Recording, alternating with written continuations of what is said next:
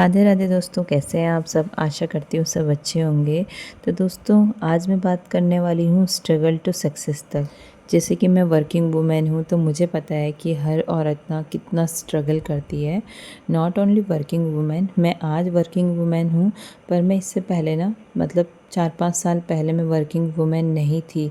मैं हाउसवाइफ थी और मैंने बिल्कुल आस करना छोड़ दिया था कि मैं कल के दिन कोई वर्क भी कर पाऊँगी। और मेरी एज ना बढ़ती जा रही थी और मैंने आस करना छोड़ दिया था। कोई भी एग्ज़ाम देती थी, उसमें सक्सेस नहीं मिलती थी।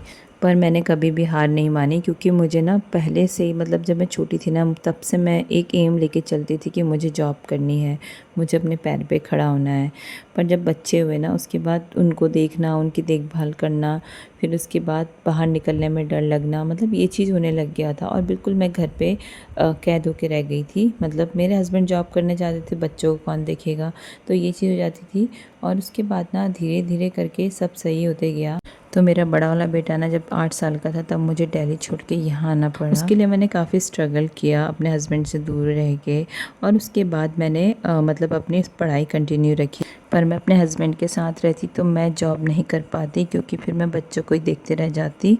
और हम में से बहुत सी महिलाएं यही करती हैं, वो बच्चों को तो देखती रह जाती हैं पर अपने लिए कैरियर नहीं बना पाती हैं। और फिर हम अगर जॉब भी करेंगे तो बच्चे पे ही हमें ध्यान जाएगा। हम कहीं पे अगर बच्चे को छोड़ के भी आएंगे ना, तो ये पूरा दिन हम छोड़ नहीं सकते।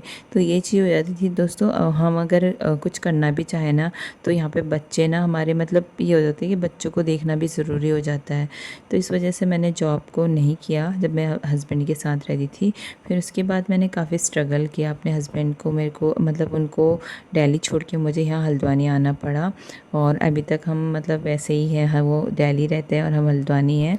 और उनको भी काफ़ी अप डाउन करना पड़ता है दिल्ली से हल्द्वानी के लिए।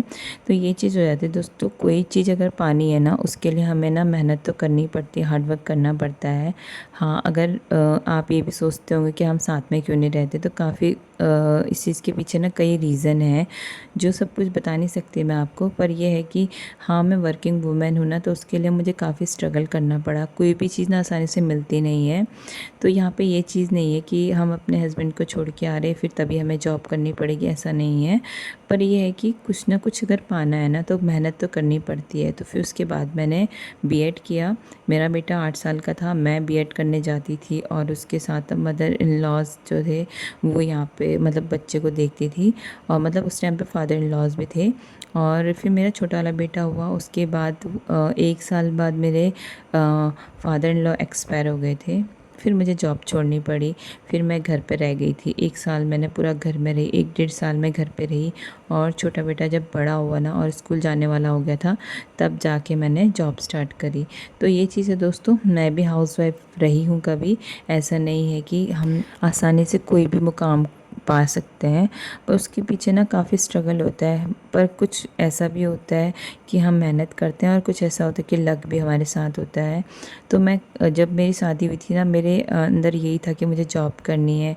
पर जब मेरा पहला बेटा हुआ था ना, तो उस टाइम मुझे ये लगा कि इस बेटे के अलावा ना मुझे अब कुछ नहीं चाहिए, मतलब मुझे जॉब भी नहीं चाहिए, बस इसकी केयर करूँ मैं। और उसको छोटा सा भी कांटा लगता था ना, तो मुझे मतलब उसको चोट भी लगी या कांटा कुछ भी हो, तो मुझे बहुत ज़्यादा दुख होता था, क्योंकि मुझे अटैचमेंट हो गई थी बच्चे के साथ बहुत ज़्यादा। अभी भी है मेरी। पर ये चीज़ थी कि मैं कभी भी ये नहीं सोचती कि मैं इसको छोड़ के कभी जाऊंगी बाहर, कभी जॉब करूंगी, इसकी केयर करती रहूंगी, मतलब यही चीज़ सोचती थी मैं। तो मैंने जॉब करना बिल्कुल सोचा ही नहीं उसके बारे में। तो यही चीज़ है। आज ना अगर मैं इस मुकाम पे हूँ तो मेरे घर वालों का साथ है, सपोर्ट है। और उसके साथ साथ ना मेहनत भी है मेरी। मैंने 2 साल बीएड किया, फिर उसके बाद मैंने टेट क्लियर किया, और फिर उसके बाद मेरे को आज 4-5 साल हो गए हैं टीचिंग करते हुए। तो यही चीज़ होती है, हम सुबह जल्दी से उठ जाते हैं, अपना मेहनत करते हैं, वर्क करते हैं, बच्चों को तैयार करते हैं, फिर उसके बाद घर का काम करते हैं। और मदर इन लॉ मेरी इतनी अच्छी है कि आधी हेल्प वही कर देती हैं।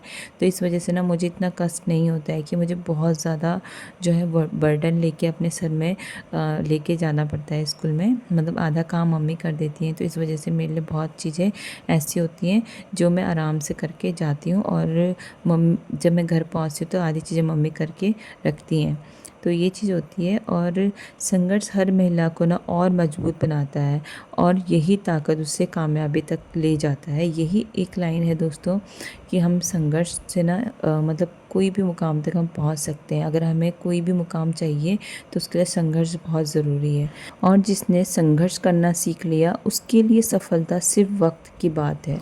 अगर आप भी कुछ करना चाहते हैं, मैं नहीं कहती कि आप बाहर जाके जॉब करिए, आप घर में रह के भी ना अपने को इतना मजबूत बनाइए कि आप कुछ भी कर सकती हैं। आज सबसे पहले ना अपने को मजबूत करना बहुत ज़्यादा ज़रूरी है। अगर आप ये चाहते हैं कि आप भी एक वर्किंग वूमेन बने, जब तक आप अंदर से अपने अंदर साहस नहीं लेके आएंगे ना, तब तक आपको कोई भी आपको फोर्स करे, चाहे आपको धक्का मार के जॉब के लिए भेजे, आप नहीं कर पाएंगे।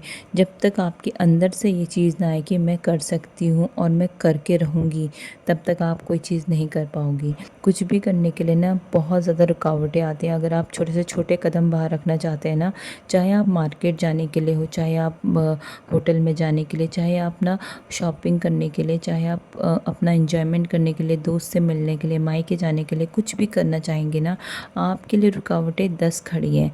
आपको कोई ये नहीं सपोर्ट करेगा कि आप जाइए और ये करिए।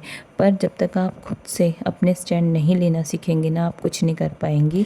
और मैं हर उन वर्किंग वुमेन के लिए बोलना चाहूँगी कि कामकाजी महिलाएं सिर्फ घर नहीं, सपनों को भी संभालती हैं। उसके जो सपने हैं ना, वो पूरा तभी कर पाती है जब वो कामकाजी होती हैं।